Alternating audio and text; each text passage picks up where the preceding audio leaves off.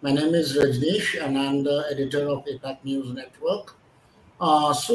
This is part of a two-day cloud and security conclave between today and tomorrow. A host of sessions involving both government policymakers, law enforcement specialists, and industry enterprise CISOs are participating in this. In the morning today, we had an inaugural session involving a lot of the government policymakers. We had Dr. Muktesh Chandar, IPS, Special Commissioner Technology Wing, Delhi Police. We had Dr. Sanjeev Patjoshi, IPS, Joint Secretary, Ministry of Panchayati Raj.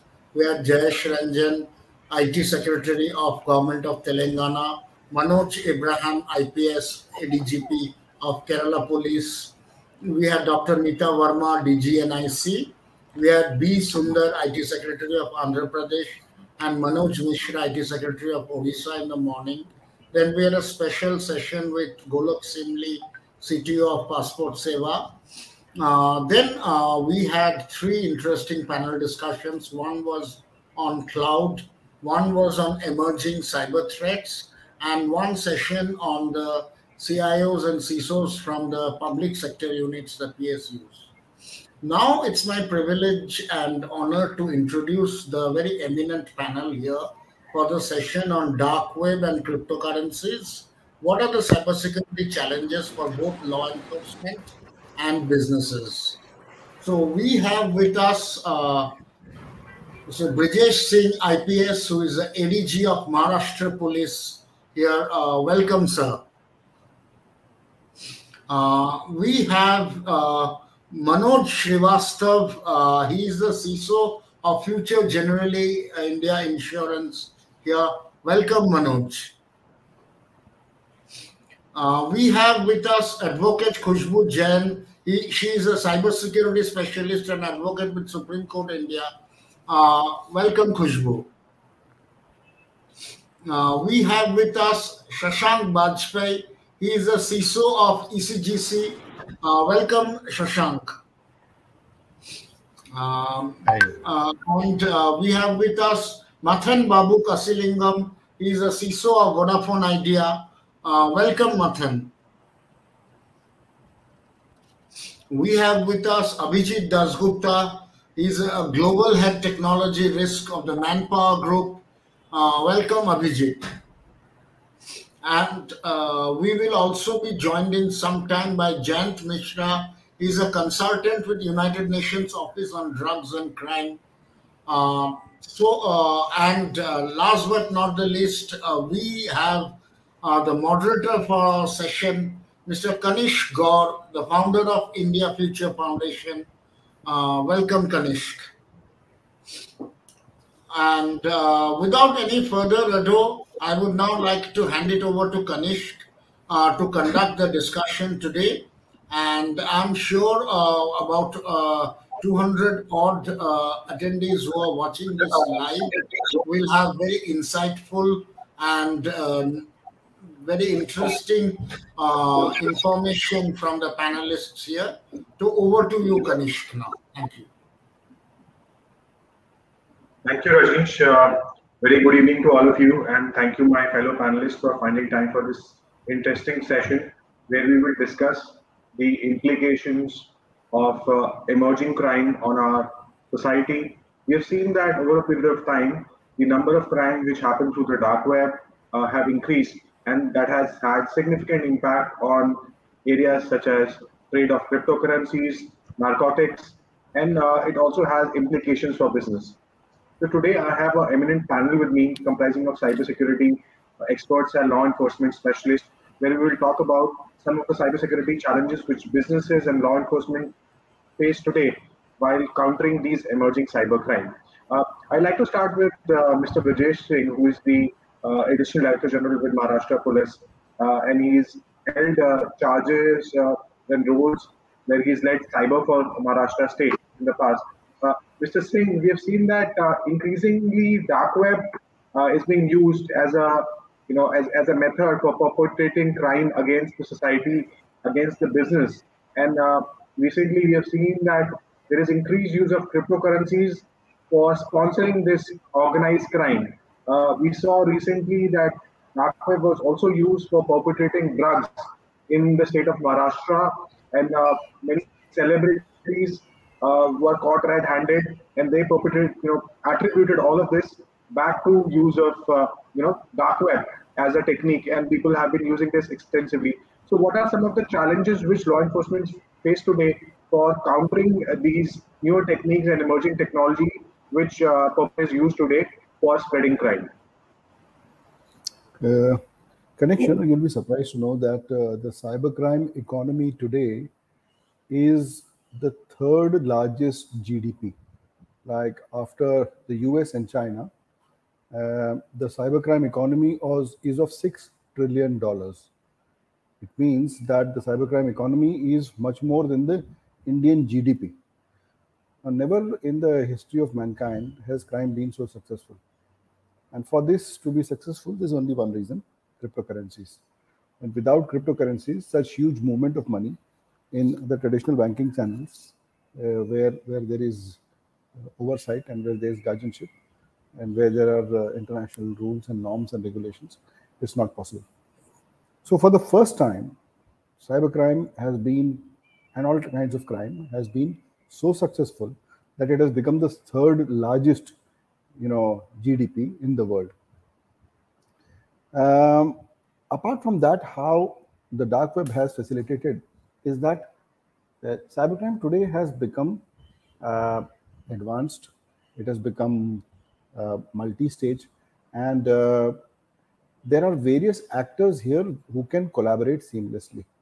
So if you look at the cyber kill chain, which has 7 steps, all of these 7 steps, right from recon to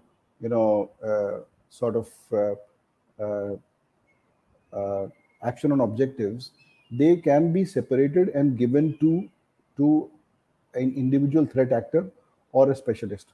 So weaponization may be done by somebody else. Targeted delivery would be will be done by somebody else. The command and control would be run by somebody else. Not only that, there are hosting infrastructures available. So hosting VPNs, VPSs are available. Bulletproof hosting is available where, these there are jurisdictions which will not give you information, or these services which are preferred by cyber criminals and criminals which will not give you information. So the criminal, be it a drug seller, or be it a human trafficker, or be it a terror sympathizer, these people are aware of the current state of technology. They know that though Bitcoin is a public ledger and all the transactions are available, the identity cannot be known. But then they also can shift to private ledgers like Monero, or they use these mixers and tumblers where one particular amount of Bitcoin is sent to 100 addresses, then it mixes and it spreads in a way which it cannot be tracked. So technologically, we have today a brand of criminal for which the law enforcement is I don't think so, ready, because all our methods of policing were generally dependent upon either intelligence or criminal records or collection of evidence or monitoring, surveillance. Here nothing works, because in the dark web you don't even know whom you're dealing with, because there are no identities. One more thing about the dark web markets is, and especially the fora where things are sold, is that especially regarding pedophilia and child sexual abuse material, even to become a member there, they ask you to incriminate yourself by you uploading some material. So it's not so that it's an indexed place like Google where you can go and search for something. It's an unindexed place, and it's a gated. All of these fora are gated communities, so you cannot enter there without the factor of trust, and trust is obtained by self-incrimination. So these are things which make it very, very difficult for law enforcement. Now, there is no set of rules which allows me to create an avatar on dark web and start indulging into, let us say, purchase and sale of cryptocurrencies. But without this, it would be also impossible to, let's say, track movement of currencies for various purposes. So there are these great difficulties wherein we don't know what is happening. And even if, let's say, we know that a particular ransomware operator, his wallet is swelling, but you don't know where it is coming from, who is paying him, who is he collaborating with. There are various tools and technologies developed, but I think that given the state of advancement of these operators, they are technologically superior. They are aware of the current state of technology, investigation, jurisdictional arbitrage, uh, difficulties in collecting evidence, and also limitations when trial takes place in the court of law. Because every time to go and explain to the prosecutor and to judge, what is the difference between a Bitcoin and a Monero, or what is a mixer and tumbler, or how these public ledgers work, is quite an uphill task. So there are these very clear difficulties, and if you actually go and check the dark web fora and the markets, you find that all kinds of things are sold, from passports to guns to child sexual abuse material. Now they have also started selling and purchasing and auctioning access to corporate networks. So nowadays, you can actually find people asking for access to corporate networks. They're saying that I want access to this particular network. So, imagine this, rather than developing a technical exploit, these people are just purchasing credentials by auctioning it on the darknet. Similarly, if somebody has an exploit, he's trying to sell it. Credit card data is available, including VIN numbers, track 1, track 2. Each of these things are available in the darknet. If it was the open internet or the surface net, you could have put a huge indexer and put up a huge Hadoop and Elasticsearch cluster and could have indexed it and found out something. But here it is an unindexed space where identities are unknown, IP address cannot be known. They are forensically aware. Also that it's a trust-based gated community where you cannot enter without generally having trust or reputation, wrong kind of reputation, or without incriminating yourselves. And there are no norms and rules set to investigate. There is also a lack of technologies to investigate, in fact, lack of training also, and use of anti-forensic methods. So it is becoming increasingly difficult to tackle crimes which are happening on the darknet. And this is becoming very, very common. It's not so that this happens only in tier 1 cities. It's now these kind of crimes are happening everywhere because, internet and darknet by its very nature does not know any boundaries.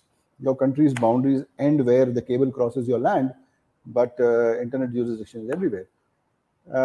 Also that in case of a regular crime, you can go and ask a platform for data to which rules and laws apply. Here, you don't even know who's hosting something, and how are you going to ask them for data? And you don't even know which entities they are. So it's a tough situation, and I think it's time that that countries start some kind of regulation around cryptocurrencies. India is also coming up with a bill. There would be people who would be shouting that that this is some kind of an invasion on people's rights, so on and so forth. But you have to, while making policy, counterweigh that privacy is a right, or anonymity is a right, but it cannot be at the cost of child sexual abuse.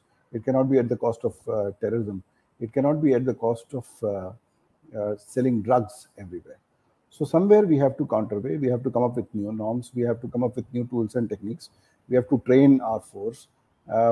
We also have to sort of buckle up and investigate and prosecute few cases wherein we can show that cybercrime is not profitable, because ultimately profitability of a crime is what determines how many people would be doing this crime. And if you reduce this factor, and if you exhibit that you can realistically investigate and prosecute these cases, then I think we will be able to make a dent in this economy. Till then, I think it is an uphill task. Ganesh? Thank you, Brajesh. So you mentioned some of the challenges which are there. I want to go to our fellow experts, and I want to bring in Mr. Manthan Babu from Vodafone. Mr. Babu, we've seen that telcos are increasingly adopting to providing secure internet facilities, right? A lot of the network access, which they can easily monitored and secure by design. This could be implemented. The internet access is such that it has best practices implemented.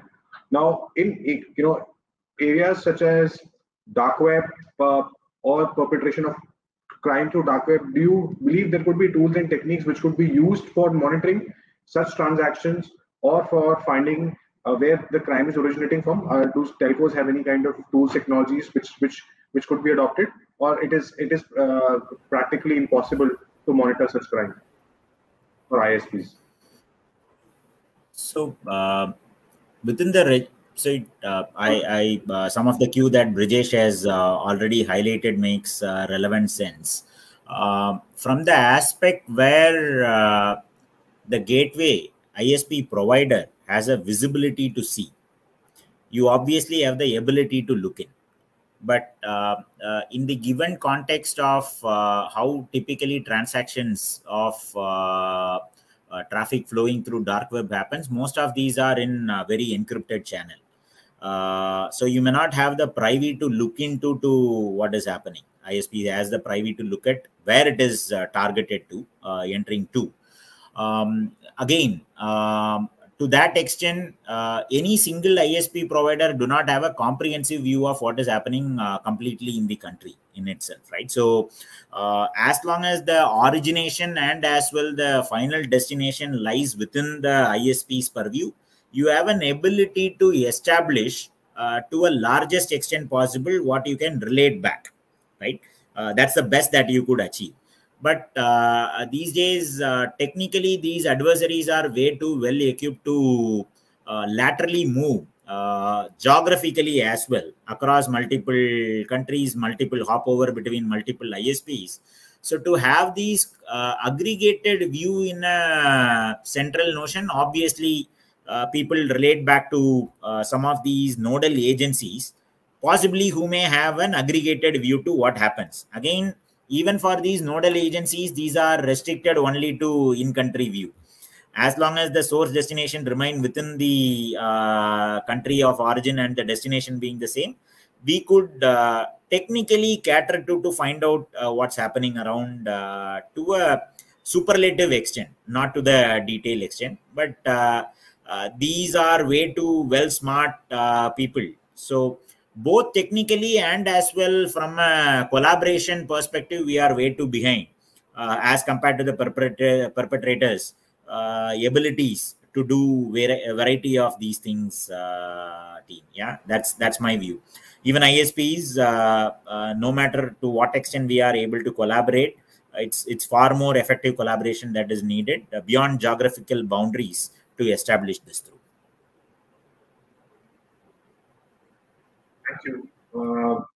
Thank you, Mr. Babu. My next question is to Mr. Abhijit Dasgupta. Abhijit, we have seen that there are multiple tools which are available today for constantly tracking, what organizations, employees are doing on the internet. And a lot of times we have seen that people who are on the enterprise network are perpetrating crime. It could be, cyberbullying, sexual exploitation, or being part of networks which are sharing pornographic content. From an organization perspective, do you believe there could be certain controls which could be put in for tracking and monitoring employees from, engaging in any kind of cybercrime activity? Yeah, Kanishk, I think if you see it's a holistic view, right? So we always say a very standard word, right? The weakest link. So employees is always, people is always the weakest link. You can always put a tools and processes across different segments, but it's all about the culture, right? And the discussion you're going to have, not in the community, in the company, but holistically from a national state perspective. So the collaboration is important, and training of the people, right, that to make them understand that where are the risks, that what are the common risks. If you see in any organization, still the highest way of getting into an organization is a phishing email. And it has been there for last 20 years. And we are still struggling to understand that a basic why people are clicking that email. So it's constant collaboration and teaching and make them understand that where things are. So we can put DLP tools, we can put different email gateways, but still if some of the ways the things are coming inside, and if the training is not given and constant discussion on this topic is not happening at different levels, not only inside the organization, but outside the organization, it's very difficult for us to catch up in this game.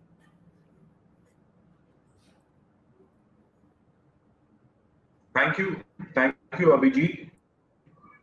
Another important aspect which Ganesh mentioned was access to corporate network, which is available on dark web or with certain actors who are working on dark web, because earlier they were selling exploits or vulnerabilities, but today the access to corporate networks is basically being auctioned.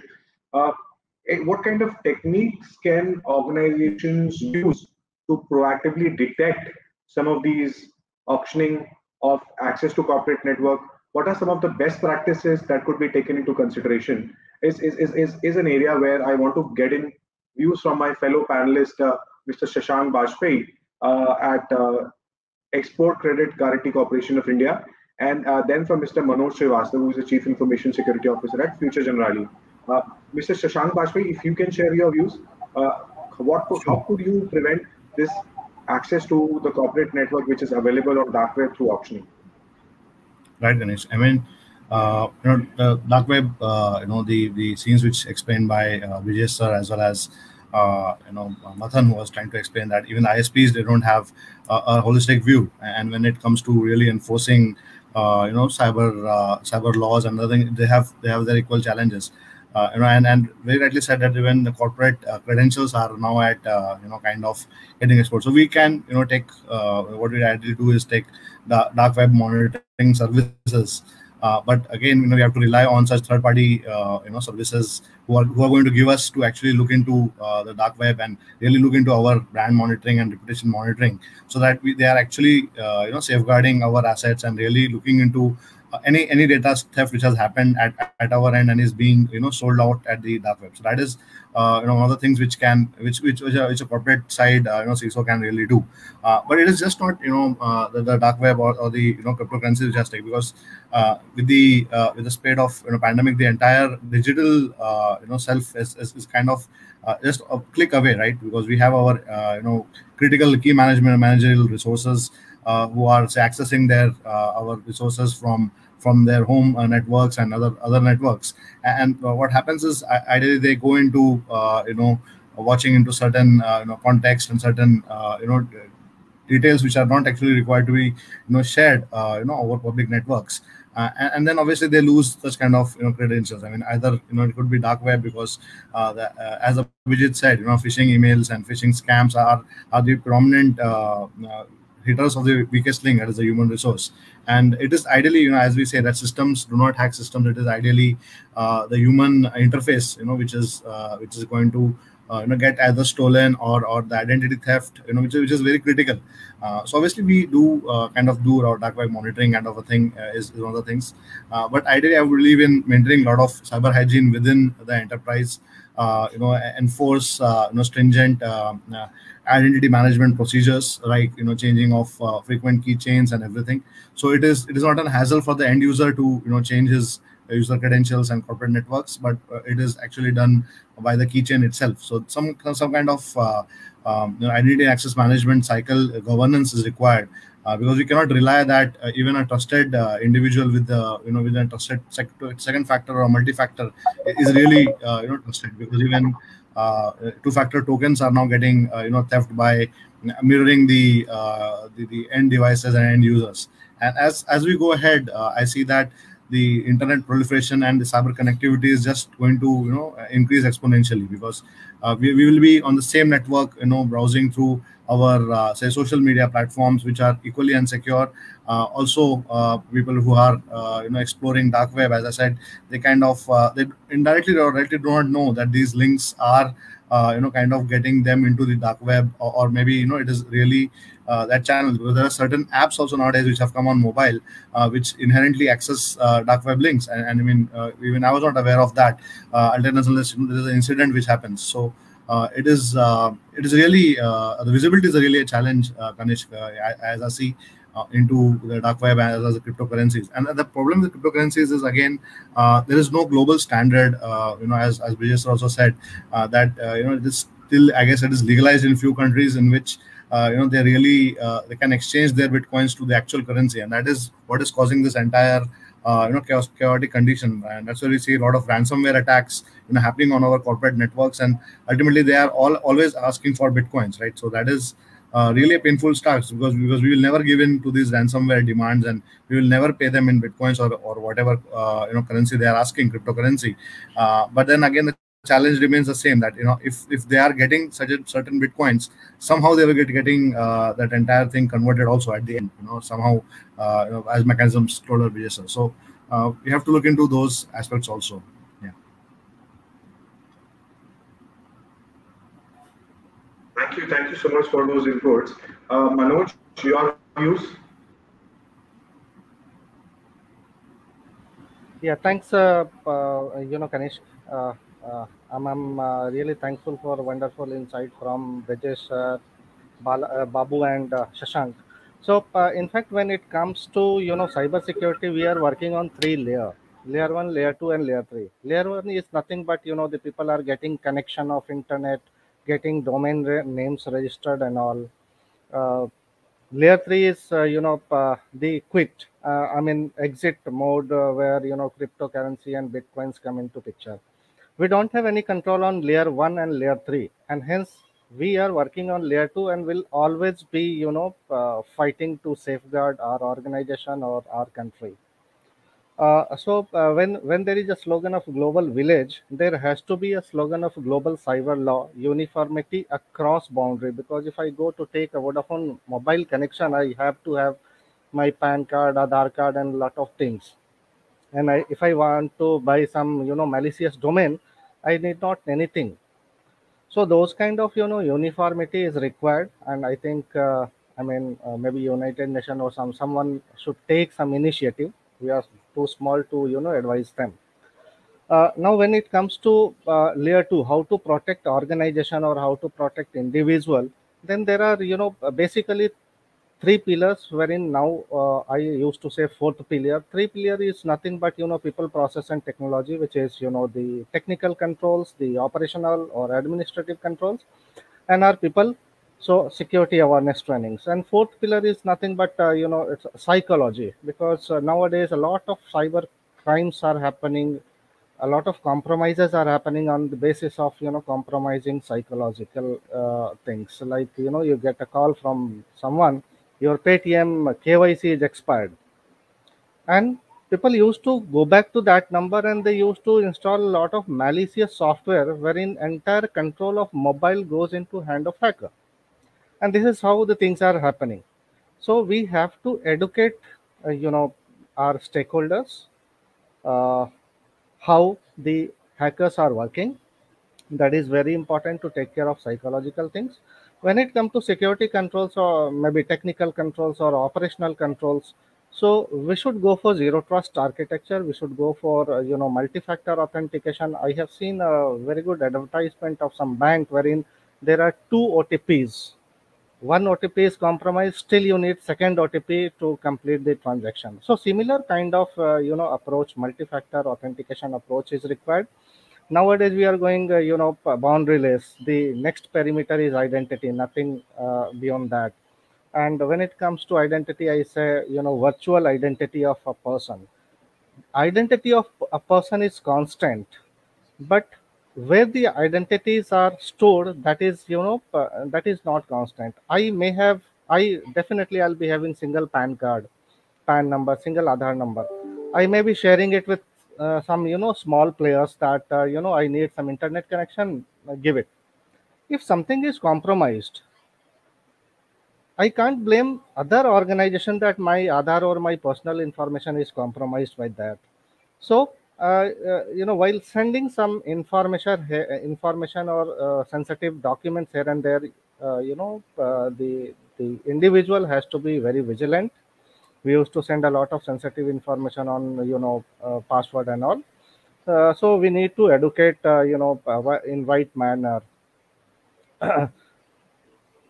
Encryption of data in rest and in motion is also very important because ransomware, why it is happening? Because I have something, I mean, I will be having exactly two risks. One is my data is compromised, I have to protect that, and second one is I want that data to bring back to run my operations. So if I have my backup, then second risk is mitigated. I can run my operations even if I don't get that data back. But what is going to happen if that data is compromised? There are regulations, PDPA is, upcoming PDPA where a lot of, stringent regulations are there. So if the data is encrypted with the right algorithm, then we will be reducing the risk. We are in the era of risk, and risk cannot be zero. But yes, with help of these four rational approaches, we can minimize the risk to residual degree. If I talk about technical controls, I know everyone is knowing about a lot of technical stuff. We have a lot of technical things like network access control, multi-factor authentication, identity and access management. A lot of things are there. So appropriately, we have to implement. We should not be asking our leadership team that we need $100 to protect a property of $50. So that kind of quantitative approach has to be taken by security leaders to appropriately implement the right technical control. I were attending one session wherein very good factors I understood. It was a US session. So most of the security industry, they are not investing or they are not maintaining the right security projects. They have given very good example, like we prefer to travel by car because the risk is low. We don't prefer to travel by aeroplane or ship because the risk is relatively high. But number says something different. 37 million, 1 people died from flight. 11 million, 1 people died from ship. And out of 10,000, 1 people died in road accident. So we need to do right kind of risk assessment, and we need to invest in right thing. Yes, Kanishk, over to you. Thank you so much. My next question is to Khushbu. Khushbu, we have seen that in case of dark web and in case of cryptocurrencies, the laws aren't there in India as such, right? India still restricts the use of cryptocurrencies, and people who have been trading in cryptocurrencies or leading exchanges have been facing some heavy repercussions that they're not been able to take out their money as well. Do you believe it's time now that India also has some formative laws with respect to cryptocurrencies and the use of internet as we move forward?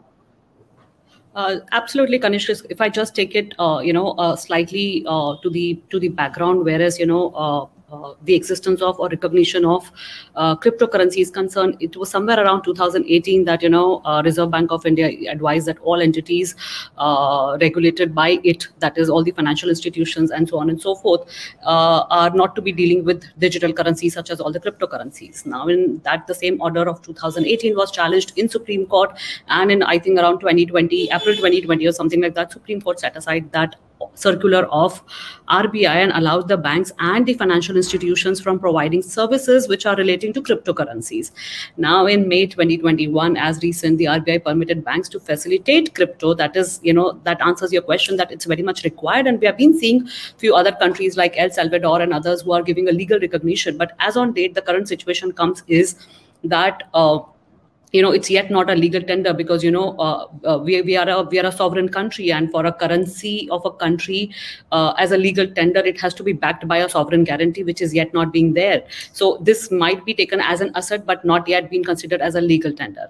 Now, to talk on the part that yes, there are other things which are apart from this being a currency or an asset, there are other things which are linked to it, and I think all the speakers before me have spoken at length about these things. But just to throw a little light on this, that when we talk about the phenomena of transnational crimes such as anti-money laundering, drug trafficking, terrorism, terrorist financing, I think Brijesh was talking about child trafficking. These are very much a persistent problem for the international communities and for the individual states.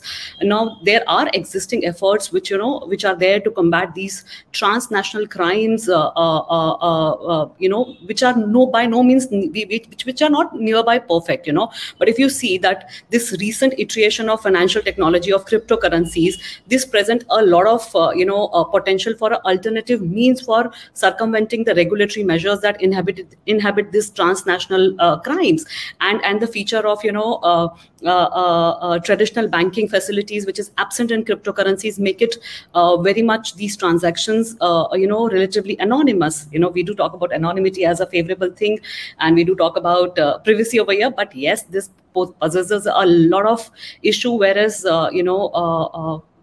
combating these crimes are concerned. At the same time, you will see that these cryptocurrencies are also decentralized and their use lacks a lot of formal oversight, which makes it further more complicated to an already challenged problem which is being faced by the regulatory, by the enforcement agencies, which are striving to combat these transnational crimes. At the same time, if I take it a little step further to that even if regulatory or law enforcement agencies do come to a state that yes, they can solve it, the problem comes as to the challenge of a jurisdiction, also the admissibility of evidences, how to solve this. There has to be a mechanism which is at the global level. All the countries have to come together to come to some recognition in a manner that things can be combated in this thing. Now, even if you understand today that the degree at which these cryptocurrencies remain susceptible, it is open for exploitation for criminal purposes, and it is also a subject of debate every now and then. We have been seeing that all the transactions which we are seeing, which have been happening, illegal transactions, there's some or the other way involvement of crypto because of anonymity. So yes, there is an importance of regulating cryptocurrencies, to answer your question straightforward, because the problem of this illicit use of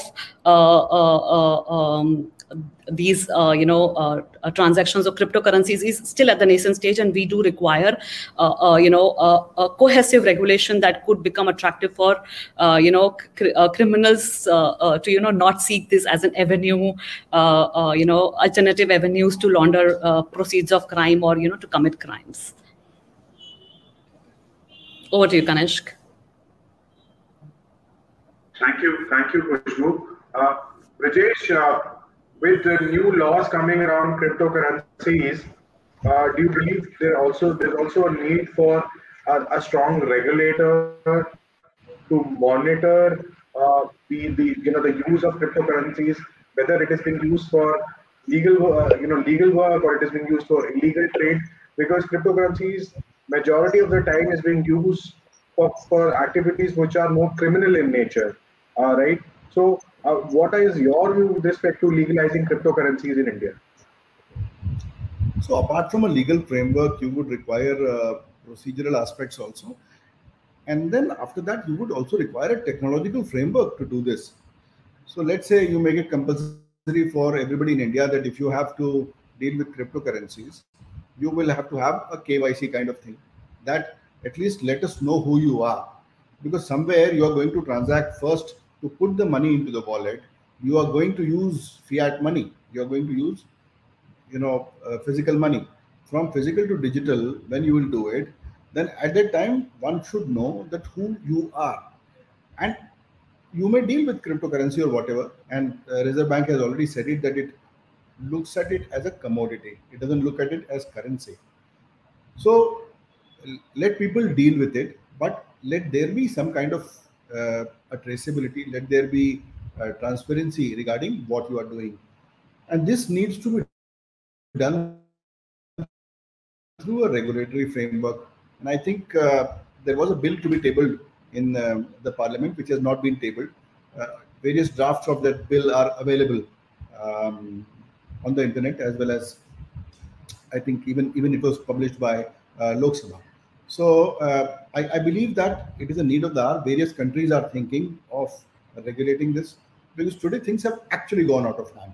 If you look at even large nation states like USA, you look at the Colonial Pipeline hack, that there are anonymous people who can actually go and threaten the government of the USA or the government of India, right, or government of any other country, and basically disable a large part of critical infrastructure and ask for money in return for this. So you will need, time has come when this needs to be regulated. A regulatory framework needs to be put up. A policy framework needs to be put up. And also you need to have the technological capability, because you may have anything. If you just don't have the technological capability to do this, then I think it all would be useless, and it would simply go below the surface. So it is a need of the hour. I think there is time that cryptocurrencies should be regulated. And there is harm now ensuing to society, and we need to protect people from this harm. Kanish? Thank you, Brajesh. Abhijit, I want to get your view. You're based out of Singapore. Singapore is a market which has allowed cryptocurrencies. It is facing both the heat for allowing cryptocurrencies, because the regulatory mechanisms aren't just enough. There are regulations coming in.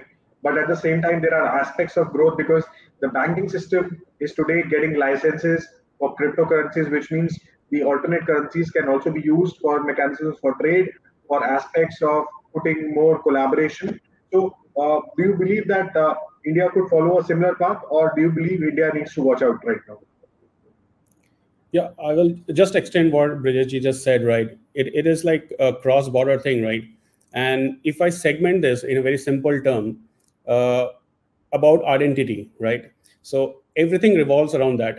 So if we have, like, there is a collaboration between government and the private sector, and there has to be a collaboration and understanding that how much government can come up with a regulation and see that whether the identity can be consolidated to an individual, and is there a centralized mechanism. So if we can solve that, and if we solve that in a particular state, and since we have a cross-border thing, right, it has to expand. There has to be a collaboration between maybe a Southeast Asia market, right, where you have to understand that identity can be understood in a common denominator. So until and unless you solve that problem, right, you can still have regulations defining the transactional component of it. But when you are going to basically go into this cyber crime, the main critical component is to identify an individual. And if there's no common way of identifying that, we are not going to solve this problem. So we can solve a financial angle of it with these regulations, but we will not solve it from a crime perspective. Very important point. I want to bring in views of Shashank, Manoj, and Mr. Manthan Babu. There is this crime angle with cryptocurrencies, right? And each of your sectors where you play has a significant implication with respect to crime, because tomorrow if there is a ransomware attack which impacts your organization or the sector where you're operating, the payments are accepted in Bitcoins or in other cryptocurrencies, which are difficult to track. Now, from an overall ecosystem and growth perspective, do you believe it has a negative connotation for for your organization or for the sector in which you operate? So I think there are two aspects to it, right? So one, there is with the way the attacks have changed through, and the way ransoms have been sought through across various industry verticals that are targeted. There are two things that corporates are looking at purely from corporate angle, right? To address these, most often earlier, people used to relate back as insurance could possibly be, because this is inevitable, right? There is no corporate which can say that I will not be attacked or I would not be demanded by a ransom or so. So going by that purview, from overcoming the potential loss that might be incurred, people were looking at cyber insurance as one of the means to do things through. There is yet another concept that is evolving amongst corporate, is that beyond insurance, do we also need a negotiator? Yeah, a middleman who would ideally operate as a ransomware negotiator amongst these crime groups. While most corporates still publicly may say that, as a country also, we may say that ransom is something that we may not want to pay or so. Given that these are a real large-scale public data that is being dealt with, especially in the space majority of us operate, and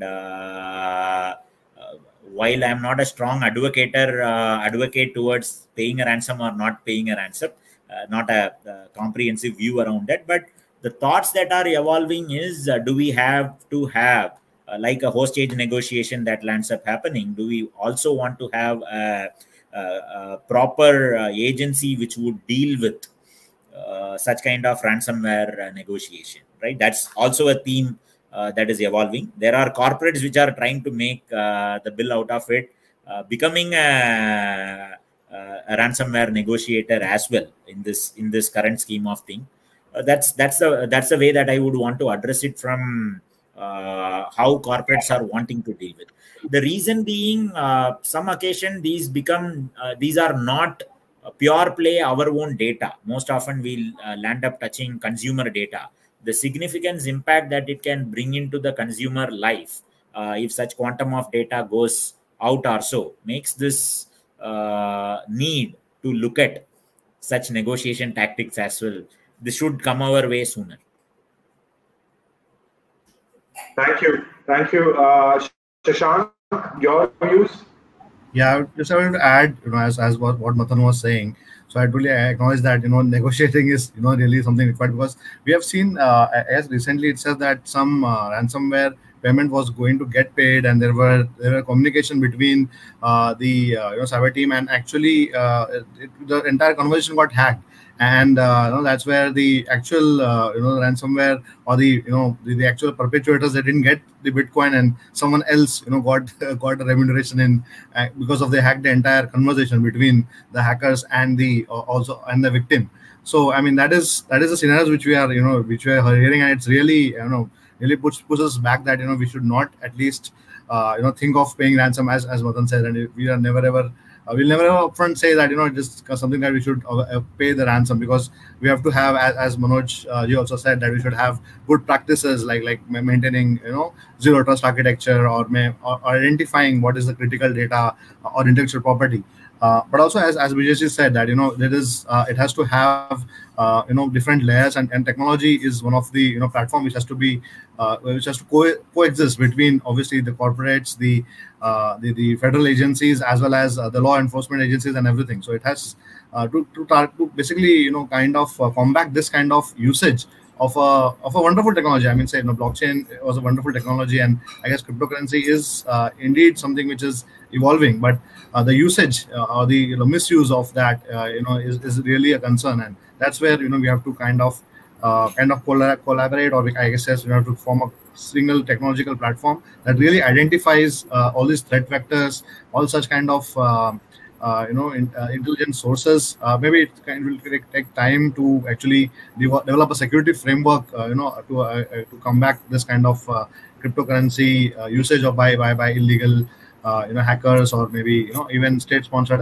attacks and everything. So that has to be really thought through. So I just wanted to clarify one of the thing, Kanish. Not a strong advocate of paying ransom. Again, I will make that point first and foremost, with no active involvement of the rightful methods that we are supposed to take through, right? So, but this is one of the contexts that is evolving. The second point on, while I will try to add to what Shashank highlighted, is on the appropriate usefulness towards blockchain as a technology. While we are deliberating on cryptocurrencies, there are a majority of the financial institutes that I am aware of at least from my 4 or 5 year tenure period earlier, because the regulator denied participation in the blockchain and cryptocurrency for interbanking needs, but gave the opportunity for within the bank transactions that they could handle between technology to technology using various blockchain methods. So I think as a country, at least in the financial institute space, we are in a relatively considerable stage where many bankers and other BFSI institutions have tested put to use blockchain technologies for various appropriate use cases, not for the interbanking, but within the technologies within the space that they could use. They have almost tested. They are in advanced stages of a few banks have rolled out in production as well. Yeah, so I thought I should highlight that as well. Technically, we are enabled. No, absolutely, and that's the good side. Want to get views of Manoj. Manoj, your views with respect to regulating cryptocurrencies in India. You believe it will open up a Pandora's box, enable more hackers to ask you money to be paid through Bitcoin, or do you believe it also has the opportunity to power the economy? Well, so if we are saying that we have to be digital, a lot of digitization is going on, then definitely cryptocurrency is going to come at sooner or later stage. But the usefulness has to be right, established. Like Brijesh said, that there has to be a KYC. There has to be KYC not only for financial sectors or something like that, but at every stage, maybe at social media. Because if we talk about ransomware and paying in cryptocurrency, the biggest risk is the social engineering, because ransomware will be successful if and only if the credential is compromised. I have seen in one bank, people like from Jamtara. This is the real example. They had user ID, they had name of account holder, and then they used to try the password daily twice, because they know that third attempt will lock internet banking. And with help of social engineering, maybe in a week or so, they really cracked the password. So that is the biggest risk. And for that, the right kind of KYC has to be introduced, maybe on social medias also. So that will limit the usefulness of cryptocurrency. But answering to your question, yes, this is demand of time, and at some stage it has to be there with some regulated norms. Again, if you talk about regulation in PCI DSS, the first control is firewall. But is it enough to protect from ransomware? No. You go with any regulation, you implement all the controls, but you cannot guarantee that you are safe, because there is only one golden rule in security, that I was not safe, I am not safe, and I will never be safe. So how soon can we detect and how soon can we recover? The organization has to look into that perspective also. Yeah, over to you, Ganesh. Thank you. Brajesh, want to get your views. There have been talks about having a central regulator when it comes to managing, monitoring, in case cryptocurrencies evolve or are made a legal tender in India. But if you look at the impact of cryptocurrencies, has more impact on crime, and cybercrime still as a subject is an aspect which is handled by state. So do you believe that the state government and the state police also have a role to play when it comes to any kind of regulation or monitoring of cryptocurrencies in India? See, regulation and enforcement are two different aspects. So while the central government may create a regulatory framework, investigation of crime is a state subject. So in individual cases, you will have individual agencies who would be investigating cryptocurrency or cases where dark web has been used.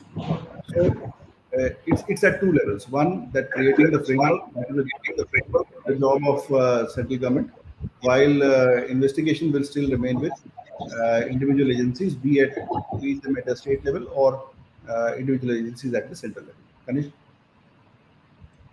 Thank you. Khushbu, if there has to be a regulatory body for managing monitoring cryptocurrencies, should there be a new body, or do you believe of some of the existing regulatory bodies or institutions within government could play a key role? See, it can be anything, but it's very much required. I would say that the present unregulated state and the attractiveness of cryptocurrencies, for criminal purposes, is continuing and will continue to grow.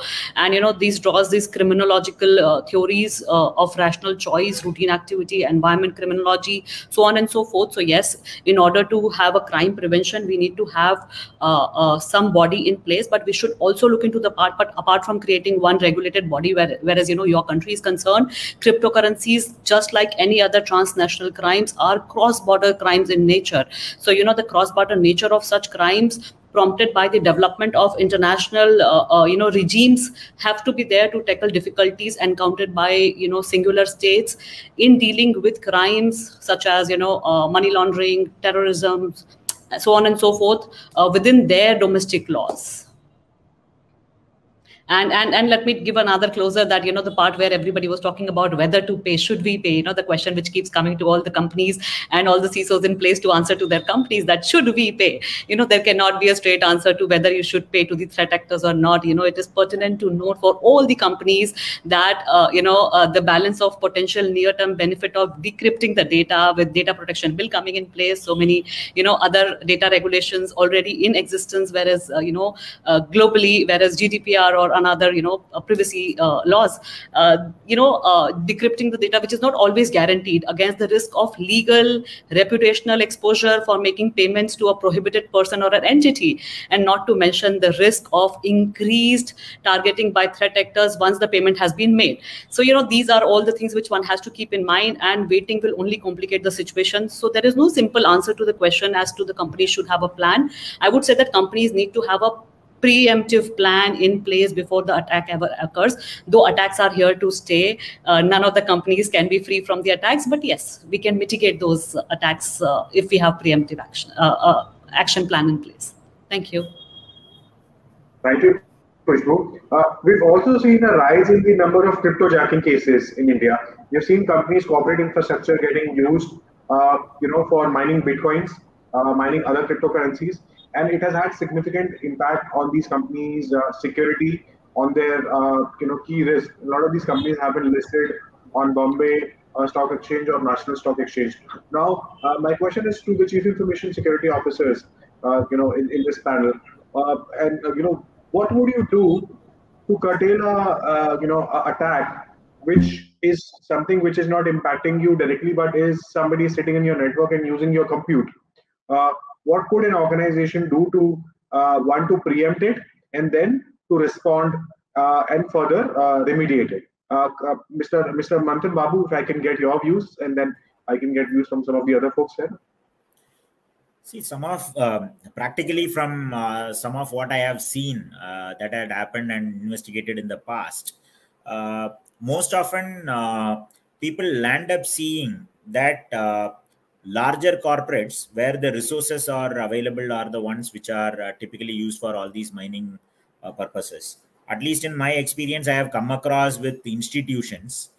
People normally underplay the educational institutes, which are actually equipped enough with the compute requirements, far more heavier than what possibly would be available with some of these large corporates like us. Yeah, majority of events that I have seen through has originated in actually educational institutes. So, which typically do not pay attention way too much towards the securing aspect of it, because in educational institute, people would essentially want open access, open connect to internet, students studying from anywhere, everywhere, etc., etc.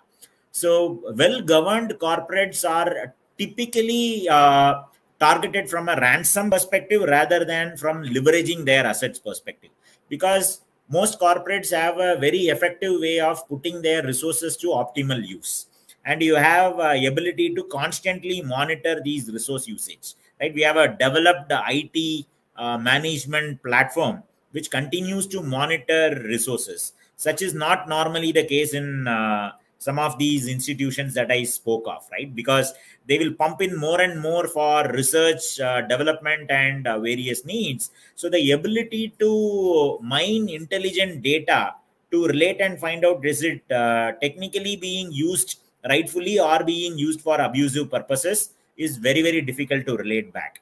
So in my experience, corporates getting to have infrastructure being used for mining crypto is relatively less. We have significant IT management processes which could help us understand and predict some of these patterns as it were to evolve very quickly, as compared to some of these less significantly protected infrastructure and managed infrastructures.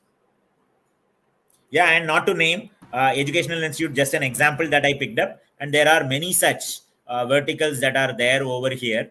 I wouldn't want to name them, but yeah, in my experience, I have come across with them. Yeah. Thank you, Mr. Manthan Babu. Shashank, your views? Do you believe that we should not really be worried about? No, it have to be. So we'd have to be worried about, because they kind of, crypto miners, they really consume a lot of your compute and a lot of storage.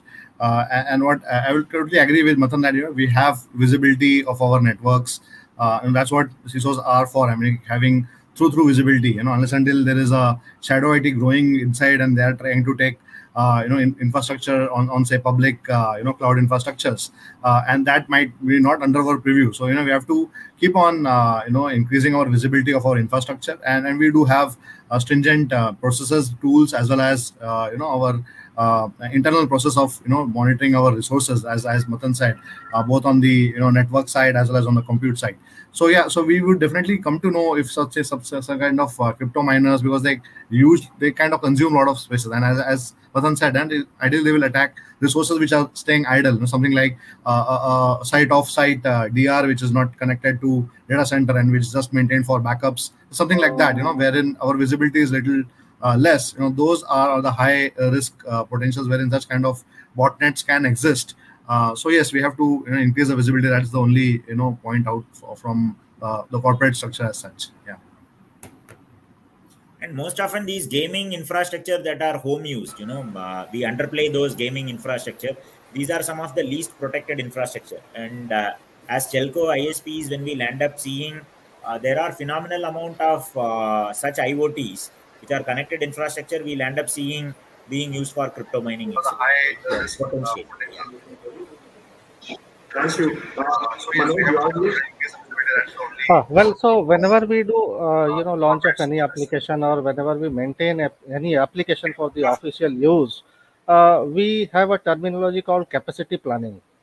So that capacity management should be part of entire life cycle of that application. I mean, if I have factored,